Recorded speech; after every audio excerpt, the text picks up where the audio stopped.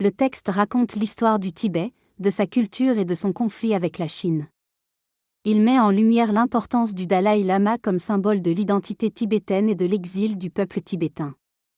Le Tibet, envahi par la Chine en 1950, a perdu son indépendance et ses terres riches en ressources naturelles.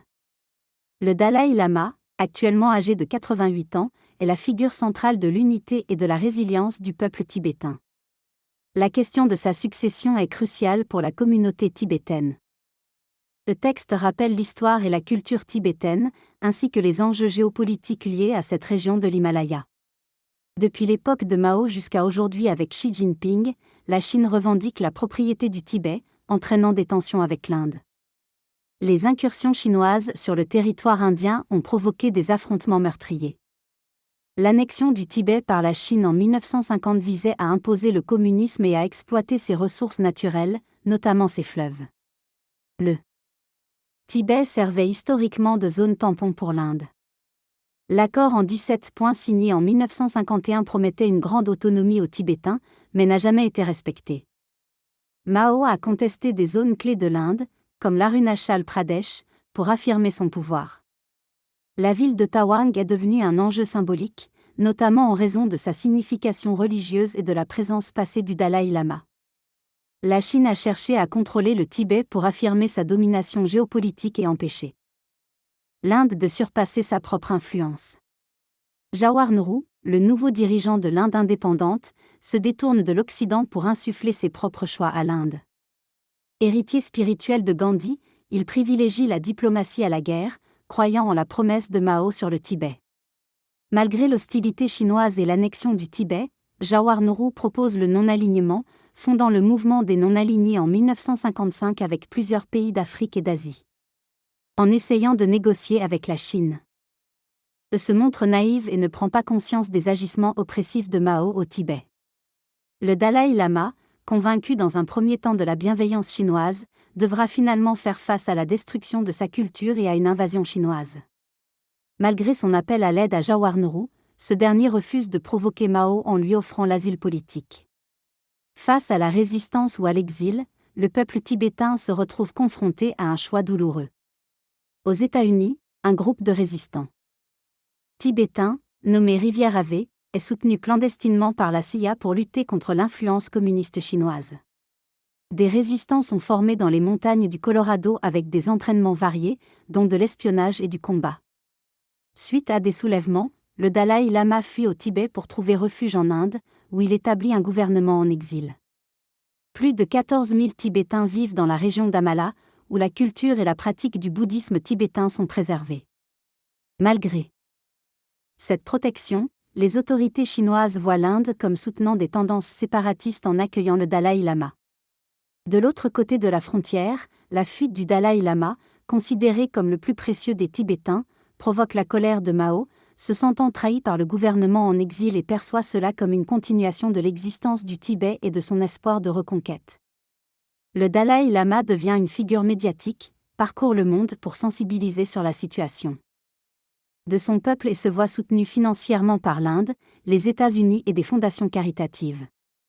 Malgré ses efforts pour moderniser, son gouvernement en exil n'a jamais été reconnu par un État. La tension monte entre la Chine et l'Inde concernant la question du Tibet, avec des provocations de la Chine envers l'Inde et des affrontements frontaliers en 1962. La déroute indienne face aux troupes chinoises conduit à une situation d'humiliation et de menace de guerre entre les deux pays. Est-ce ce contexte de tension et de menaces potentielles, un conflit armé pourrait éclater, mais il est essentiel de ne pas se soumettre à la pression extérieure. En parallèle, la période de la guerre froide est marquée par la crise des missiles russes à Cuba et l'implication limitée des États-Unis dans le conflit sino-indien. Malgré une incursion chinoise au Tibet, la paix est temporairement instaurée, mais des tensions persistent le long de la ligne de contrôle établie. Cela conduit à une répression chinoise sévère au Tibet, marquée par la sinisation forcée de la population tibétaine, la répression des croyances et des minorités, ainsi que la surveillance étroite des dissidents. Le Tibet est ainsi progressivement intégré dans la machine répressive chinoise, la culture tibétaine étant menacée d'extinction sous le régime autoritaire et sécuritaire mis en place. Un réfugié tibétain arrivé à Dharamsala en 2021 témoigne de la répression subie en Chine communiste, où il a été torturé pendant 3 jours et 3 nuits. La situation au Tibet demeure opaque, avec une politique d'assimilation forcée des jeunes générations tibétaines. Les Nations Unies ont dénoncé des allégations graves de placement d'enfants dans des internats, conduisant à une perte de repères culturels et linguistiques. Malgré ces graves violations des droits humains, la communauté internationale se montre souvent impuissante face à la Chine, en raison des enjeux économiques prévalents sur les droits fondamentaux des Tibétains. Les pressions économiques ont contribué à faire passer les intérêts économiques avant les droits des Tibétains, tandis que les relations entre les États-Unis et la Chine dans les années 60 ont mené à un abandon du soutien à la cause tibétaine. La République populaire de Chine a pu prendre sa revanche sur le monde libre en obtenant le soutien des États-Unis lors d'une poignée de main historique entre Richard Nixon et Mao Zedong en 1972. Cela a ouvert la porte à un immense marché et à une main-d'œuvre abondante en Chine. La cause tibétaine, abandonnée par ses soutiens internationaux, a dû traverser une période difficile, mais le Dalaï Lama a adopté une approche de compromis en proposant l'autonomie plutôt que l'indépendance pour le Tibet, ce qui a entraîné un changement dans la lutte contre l'envahisseur chinois. Malgré les réticences de certains Tibétains en exil, cette approche a finalement été acceptée comme une voie vers un éventuel accord avec le régime chinois. Le Dalaï Lama a mis en avant cette voie du milieu inspirée par le bouddhisme pour envoyer un message d'espoir, de respect des droits et de résilience face à l'oppression, à la fois aux Tibétains et aux Chinois. En dépit des répressions et des violences, cette approche vise à établir une zone de paix au Tibet et à espérer un changement positif à long terme pour la liberté et la démocratie dans la région. Le Parti communiste est confronté à une insurrection, avec des revendications en provenance du Tibet et de la jeunesse chinoise réclamant plus de liberté. Les mouvements étudiants expriment une colère grandissante après des années de propagande. Les événements de Tiananmen en juin 1989 choquent le monde entier, condamnant la répression chinoise.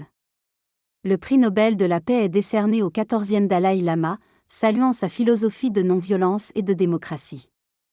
Malgré cela, la répression persiste au Tibet, tandis que l'Inde revoit sa relation avec la Chine pour des enjeux commerciaux et frontaliers. L'attribution des Jeux olympiques de 2008 à Pékin suscite des protestations mondiales et une intensification de la répression chinoise, notamment au Tibet. Des manifestations ont éclaté dans 54 endroits au Tibet, demandant le retour du Dalaï Lama. Les manifestations se sont produites non seulement dans la région autonome du Tibet, mais aussi dans d'autres régions tibétaines. Malgré la répression chinoise, les Tibétains continuent de revendiquer leur liberté. En 2008, pendant les Jeux olympiques, des militants tibétains se sont immolés par désespoir face au manque de démocratie en Chine. Suite à l'échec des pourparlers avec Pékin, le Dalaï Lama a renoncé à son rôle politique pour se consacrer à sa fonction spirituelle. La culture tibétaine reste vivante, symbolisée notamment par l'équipe nationale de football tibétaine. La participation de cette équipe à des tournois internationaux témoigne de la légitimité de l'identité tibétaine malgré l'absence d'un pays reconnu. Au Tibet, l'avenir politique est incertain avec la perspective du décès du 14e Dalaï Lama. La Chine souhaite contrôler la réincarnation du prochain leader bouddhiste pour renforcer son emprise. Des tensions régionales se creusent, notamment entre l'Inde et la Chine, avec des revendications territoriales controversées. La Chine vise à étendre son contrôle sur les ressources minérales, notamment au Tibet, alimentant des inquiétudes quant à l'impact écologique et socio-économique. La construction de nombreux barrages accentue les craintes de contrôle des ressources en eau et des conséquences sur les pays avoisinants. Les enjeux politiques, économiques et environnementaux exacerbent les tensions dans cette région stratégique de l'Asie. La Chine peut utiliser son contrôle sur les ressources en eau en aval pour exercer une pression stratégique sur l'Inde. Cela s'est illustré par des tensions telles que l'incident de Doklam en 2017, où la Chine a cessé de partager l'eau du fleuve Dita avec l'Inde. Cette situation déséquilibre la balance de pouvoir et aggrave les conflits frontaliers. Les affrontements se sont multipliés dans la région, avec des provocations de part et d'autre. La frontière sino-indienne reste floue, offrant à la Chine une marge de manœuvre pour ses objectifs expansionnistes. Les enjeux vont bien au-delà du cadre géopolitique, impliquant des aspects humains, économiques et influençant l'avenir de l'humanité. Il y a une escalade des tensions jusque dans l'espace. par la course spatiale entre la Chine et l'Inde.